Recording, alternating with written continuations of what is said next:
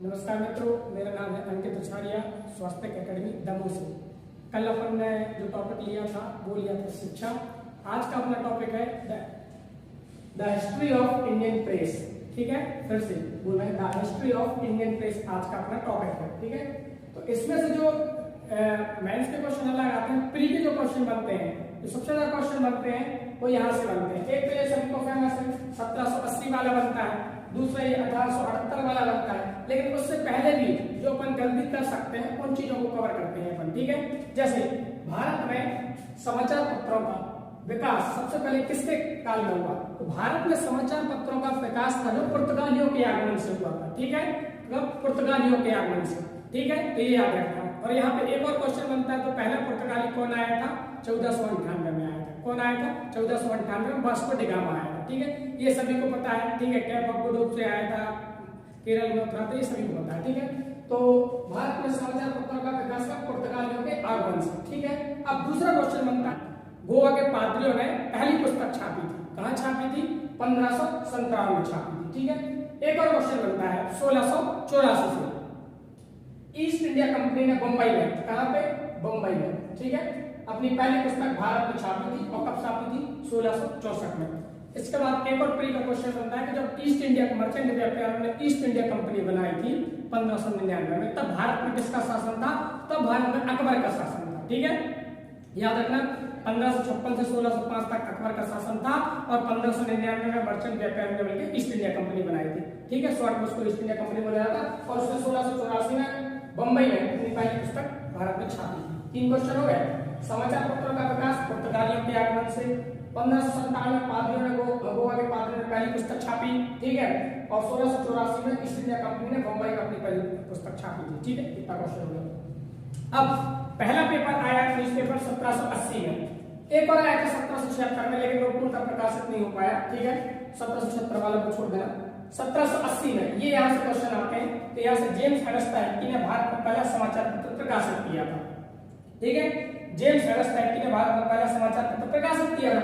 यहाँ से एक और क्वेश्चन आता है कि भारत का हिंदी में छपने वाला पहला समाचार पत्र, वो आपको कमेंट में बताना है। ठीक है, चलो अभी फिर से जेम्स हेडस्टाइकी ने भारत में पहला समाचार पत्र प्रकाशित किया, इसका नाम था द बंगाल गजट अथवा द कलकत्ता जनरल एडवाइजर। ये तो सभी को पता है, नॉर्मल सा क्वेश्चन है, सभी को पता है 1780 में जेम्स हेडस्टाइकी ने। लेकिन कहीं आपसे ये आ जाए कलकत्ता गजट, तो भूलवश लोग क्या करते हैं 1780 लगा देते हैं, तो ये मत लगाना। ठीक है, 1780 में कौन सा हो गया? जेम्स हेडस्टाइकी का द बंगाल गजट। 1784 में कलकत्ता गजट, तो बंगाल गजट अलग, कलकत्ता गजट अलग। ठीक है, 1785 में बंगाल जनरल, ये अलग। 1785 में एक और the oriental magazine of Calcutta अथवा द कलकत्ता एजिमेंट। ठीक है, चलिए 1786 में कलकत्ता क्रॉनिकल, 1788 में मद्रास कोरियर। ठीक है, चलिए ये हो गया। अब जब ये पेपर छपने लगे तो अंग्रेजों की और ब्रिटिश की क्या होने लगी? मतलब आलोचना होने लगी। ठीक है, तो उन्होंने भिन्न अधिनियम और सेंसरशिप लागू की। ठीक है, प्रेस पर जैसे पहला आया था 1799 में the censorship of the press act. इसमें मूल्य मालिक का नाम, मुद्रा का नाम, प्रिंटिंग, ये सब आपको देनी होगी, आपको सरकार को इसकी जानकारी देनी होगी। तो याद रखना, आपसे पहले तो ये पूछा जाता है प्रेस से संबंधित अधिनियम कब कब आए। ठीक है, 1799 में the censorship of the press act ये आया। लाइसेंसिंग रेगुलेशन ये आया 1785 में, ये आईएमपी, सॉरी माफ कर दी 1735 में। ठीक है, ये आईएमपी है। इसको बोलते हैं मैटकॉफ अधिनियम। ठीक है, या मुक्तिदाता, लिबरेशन में मुक्तिदाता बोलते हैं ना, तो liberation of the Indian press मतलब मुक्तिदाता। एक और क्वेश्चन बता, भारतीय समाचार पत्र का मुक्तिदाता कौन? क्या लिखा है? भारतीय समाचार पत्र का मुक्तिदाता मैटकॉफ। इसको बोला जाता है मैटकॉफ को बोला जाता है। ठीक है, चलिए 1857 में फिर आया लाइसेंसिंग एक्ट ऑफ 1857। ठीक है, 1867 में फिर आया रेगुलेशन एक्ट 1867। यहाँ पे राजद्रोह की धारा जोड़ी गई थी। एक और धारा जोड़ी गई थी राजद्रोह को जब संशोधित किया गया था, अभी याद रखना यहाँ पे जोड़ी गई थी। ठीक है, सबसे ज्यादा आईएमपी आता है 1878 का द वर्नाकुलर प्रेस एक्ट। ठीक है, इसको फिर से बोल रहे हैं 1878 का वर्नाकुलर प्रेस एक्ट। किसके समय आया था ये? 1878 में लिटन के समय आया था। किसके समय आया था? लिटन के समय आया था। और इसको रद्द किसने किया था? रिपन ने किया था। किसने किया था? रिपन ने किया था। इसका एक और क्वेश्चन बनता है, वर्नाकुलर प्रेस एक्ट के कारण रातों रात अंग्रेजी में समाचार पत्र छपने लगा था, कौन सा? अमृत बाजार पत्रिका। फिर से बोल रहा है, कौन सा? अमृत बाजार पत्रिका। वो निकाला किसने था? सुशील कुमार घोष ने निकाला था। ठीक है, चलिए अगला। अब विभिन्न प्रेस से संबंधित नियम आए, 1908 में आया, 10 में, 21 में, 31, 43, 51 में। यहाँ से क्वेश्चन बनते हैं स्वतंत्रता के बाद, जैसे 47 और 51।